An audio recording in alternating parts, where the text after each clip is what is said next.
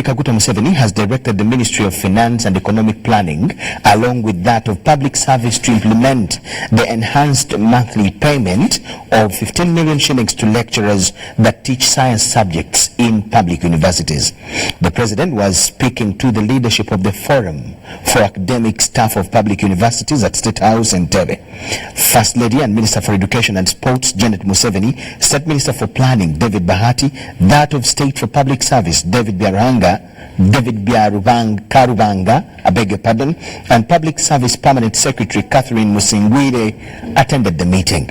Museveni informed the meeting that Africa was colonized because it lacked knowledge of science and technology. While colonialists were applying scientific gunpowder to conquer Africans, he added that the Africans were still using spears, bows and arrows because they lagged behind in technology. Public Service Permanent Secretary Musingwire Catherine informed the meeting that her ministry had earmarked 179 billion Uganda shillings to pay the lecturers. The amount, she added, also covers science teachers and researchers. She advised non-academic staff to be patient. The forum chairperson, Reverend Dr. Grace Lubare, thanked President Museveni for striving to support universities' academic staff. With the good news for the lecturers aside, a section of members of Parliament have blamed the downfall of some ministers to their actions during their tenure of office. This follows the recent cabinet reshuffle that saw 2 key ministers and other seniors dropped and redeployed as presidential advisors. We have a mixed reaction compilation of the MPs on the recent reshuffle. But also, like Engineer Muloni, she's a professional engineer, so she can be an advisor in the energy sector, so that she takes time to analyze things. And like Haji Naduri, he will be moving across the country, mobilizing for the president. You know, he's a senior citizen. Honorable Muloni knows why she was chased away. When the speaker came here, she asked her to give details of Isimba dam money, of which she failed. And the speaker had to say, Mbe, you have to go. Last week, President Yoweri Museveni exercised his powers as bestowed upon him by the Constitution and made changes in the cabinet. The President made appointments that also brought in several young faces on board, and key senior ministers dropped. Some of the 2 key senior ministers who were unexpectedly dropped include Minister for Energy and Minerals Irene Muloni, Monica Zubantege, Alhaji Abdul Naduli, Minister Bakabulindi, and Janat Mukwaya.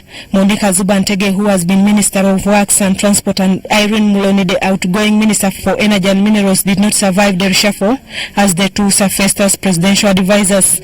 A section of members of Parliament anticipate that they could have failed to manage inconsistencies in their dockets during their tenure in office. I even told the Honorable Muloni, why do you bring Maxon Falls in the media center? We already rejected. I think it must be part of the reasons why the president maybe put her aside. Because we rejected here, she was on the floor. Again, she went in the middle. So we have to perform now more than ever. People want services in their communities. Community is waiting. Ugandans are waiting. So we need a cabinet that is proactive, that is going to deliver services to the government. You have seen how the president has also reacted by sacking his minister. It means that the president was not happy with the way she handled this docket. Questions also arose on whether some individuals were rewarded based on their efforts in the amendment of Article 102B in 2017. Political business oriented, they are always interested where there is something to eat, because there are those who will not question anything that is done, whether it is good or bad. Most people may think because Magezi is a bright person, it's only that the time, he has limited time. The reshuffle comes at a time when Parliament is left with less than a year to the next general elections. Among the new cabinet members, however, include Peter Ogwang, Hamson Obua, Beatrice Anywar, and Judith Nabakoba, among others. Susan Naonga reporting for UBC TV. That's what MPs think, different MPs think about the recently reshuffled cabinet. Meanwhile, High Court in Kampala has dismissed an interim application seeking to include Ugandans in the diaspora and prisoners into the voting processes. The Deputy Registrar of the Civil Division of High Court, Sarah Langa, has dismissed the application on grounds that the applicant, Stephen Kalali, sought to use the application as a shortcut to seek justice for his delayed suit pending judgment, which is illegal.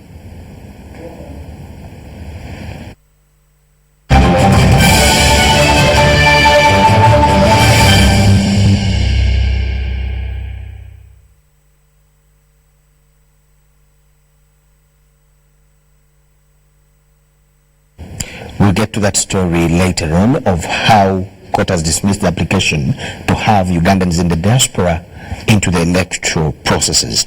Meanwhile, all is set for the 2019 ICT Expo at the Uganda Institute of Information and Communications Technology in Kampala tomorrow. The expo, to be graced by President Yoweri Museveni, is expected to aim at building the capacity of young Ugandan IT professionals to develop products for use by the government and private sector as well. It is a beehive of activity at the Uganda Institute of Information and Communications Technology in Kampala ahead of the first ever ICT Expo that will showcase different innovations. At the venue, different companies in health, e-commerce and pay wallets among others are seen decorating their stalls, getting ready to showcase their innovations. Tomorrow, the President is going to grace the occasion here as part of government's endorsement of the innovation ecosystem to showcase some of the good work which has been done by Ugandans in as far as improving innovation and system development is concerned. One of the challenges which government has had so far is the adoption of locally implemented systems, and it's going to be showcased here that government is indeed using locally designed systems, and all government agencies are encouraged to follow suit. According to the outgoing Minister of ICT and National Guidance, Frank Tumweba's the Expo is aimed at promoting indigenous innovations, many of them already in use. This is an expo for what is already on the market, already and ready in and on the market. These are already projects you can use. You see, the health people will tell you which one works, which one doesn't work. Of course, the challenge will be they've not been widely used. So they will be going through stages of trial. They will be going through stages of validation by the users. They will be going through stages of how resilient and sustainable can they be.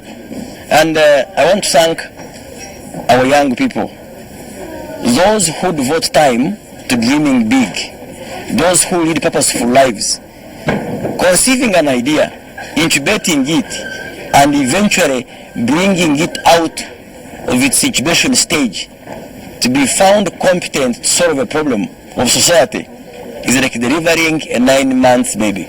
Over 60 innovators will showcase their cutting-edge innovations in ICT. The first call attracted about 400, and the second call attracted over 600. So there is a potentially a database of about 1,000, but we believe there are many more out there up country who are designing systems, and they require this support so that their systems can be consumed by government and by the private sector. The expo will be held under the theme ICT Innovation Acceleration in Uganda, investing in digital ideas now for the fourth industrial revolution. Bernard Iga, UBC. State Minister for Higher Education, Dr. Justin Muyingo, has warned parents against defaulting on universal primary and secondary education. The minister sounded the warning at the annual education assessment for Kamira Sub-County in Luweero District. Over 9 billion shillings to support various projects in Bamnanika constituency since this year started has been given out by State Minister of Higher Education Also a member of parliament for Bamnanka constituency in Luweero district, Dr. Jesse Moyengo. Of these funds, over 539 million shillings went towards the education sector in the constituency. Over 500 students have also benefited from bursaries. Mwaka guno gwe tulimu ogwa 2019 okutuuka nga 3 Desemba asaasaanyizza essente nga zijja mu nsawo ye oziteeka mu bantu b'essaza lye bamunanika nga zibadde obuwumbi 9 miliyoni 263 mu emitwalo 49. Despite all these efforts, however, Minister Moyengo decries the levels of illiteracy in the area, castigating parents who haven't embraced universal primary education and secondary education programs.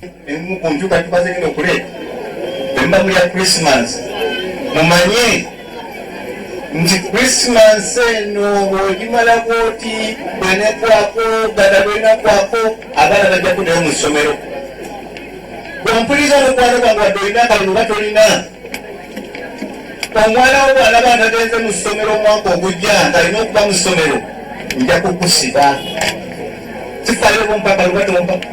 This was during the annual education assessment for Kamera Sub-County in Luweero District held at Makonkonyigo Village. The LC3 chairperson Kamera Sub-County, Sanyenjo Edward, commended Dr. Jesse Moyengo and the government for efforts to improve the education sector in rural areas, especially through construction of new classroom blocks, among others. Fred Kaswante compiled this report. And the General Court Martial in Machinde has sentenced to death 4 murder and aggravated robbery convicts who were involved in Motor hardware robbery in Masaka. Other convicts include Mudathiru Tumwesije and Gervasio Kankaka, each sentenced to 45 years in jail since their participation in the said offences differed. Those sentenced to death by court-martial presided over by Lieutenant General Andrew Gotti include retired Corporal Paul Chiwanuka, Stephen Kayemba, Waligo John Bosco, and Tohel Julius Alais Rutwiji.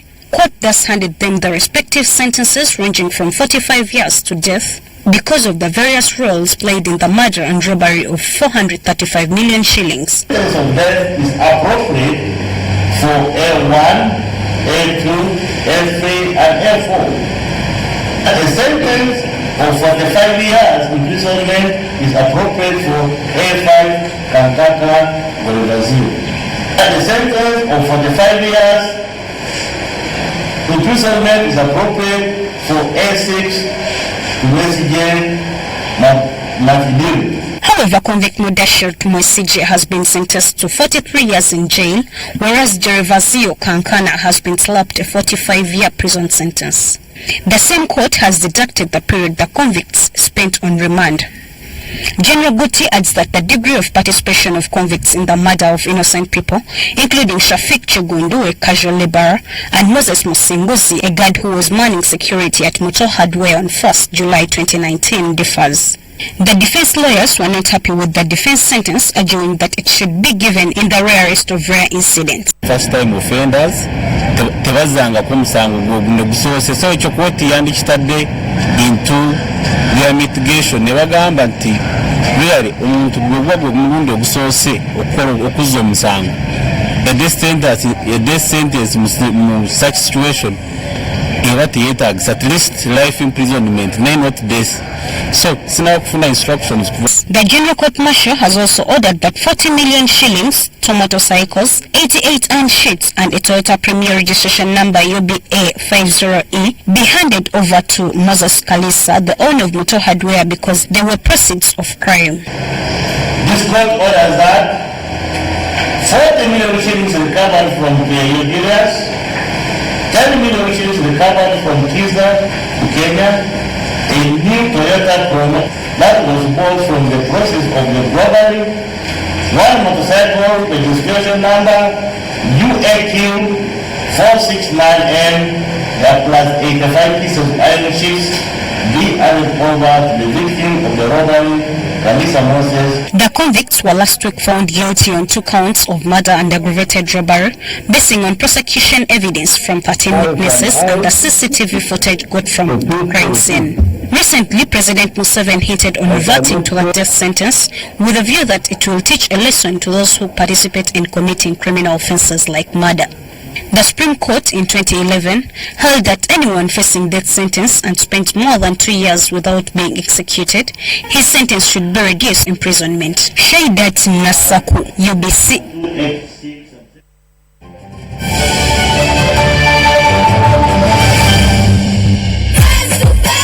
Kwipina is back. Come and have original Ugandan fun at Kwipina and play the African way at the biggest celebration of traditional African games. Make your way to Legends Lugogo on the 15th of December and play Kwipina as you relive old memories and have a good time with friends and family. We will also have games like Dada, Sonko, Mweso, Ludo, Dolo, plus top-notch DJs and performers to keep you entertained as you eat some barbecue and sip on a good drink. Tickets are on sale at Galaxy FM reception, Oscar Foods in Kinda, and the Sammy House Bomber Road at only 10K and 5K for kids. Contact 0752-208-608 or 0784-218-964 for any reservations. Kwipina is powered by Cheza, Legends, Get You Up Africa, Up and About, Campus B, UBC, and Galaxy FM.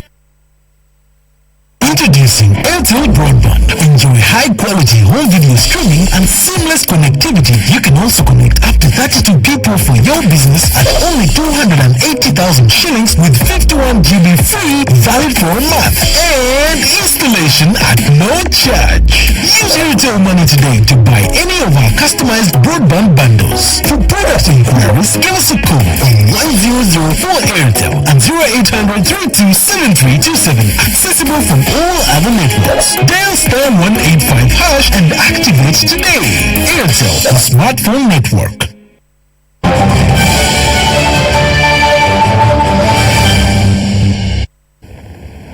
Welcome now to Sports News Tonight. Uganda's tactician Jonathan McIntyre, that is the Cranes coach, is confident that his team will make it to the finals of the Sekafa Senior Challenge Cup. Uganda faces Tanzania while Kenya plays Eritrea this Tuesday at the StarTimes Stadium in Lugogo. The venue for the finals is yet to be confirmed.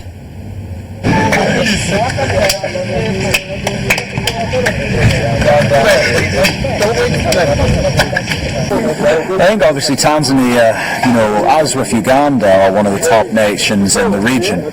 Their senior team were at the most recent African Cup of Nations, as ourselves. And, so as a footballing nation, they are very competitive. And we know that we have to put on our best performance if we are to be successful tomorrow. If we are below our best, then Tanzania have quality enough players that they can punish us. But, we're focused on putting on our top performance. And if we put a top performance on, then I think we'll be in a good position to go through.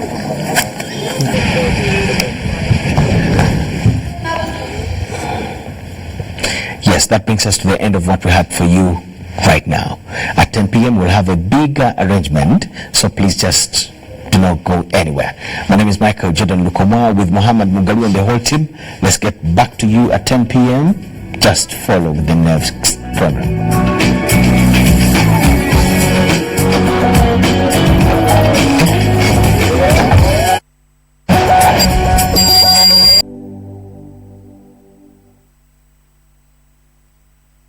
Hello, Uganda! We introduce to you the first and ever